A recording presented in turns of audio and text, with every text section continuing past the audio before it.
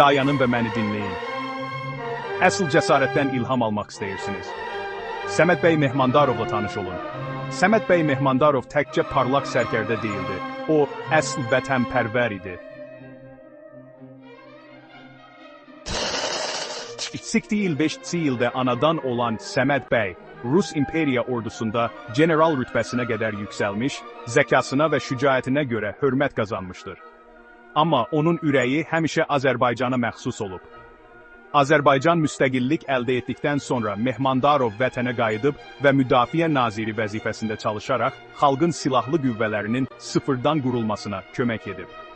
Onun rəhbərliyi cəsarət, sədaqət və müdrikliyin ölkənin gələcəyini formalaşdıra biləcəyini göstərən nəsilləri ruhlandırdı.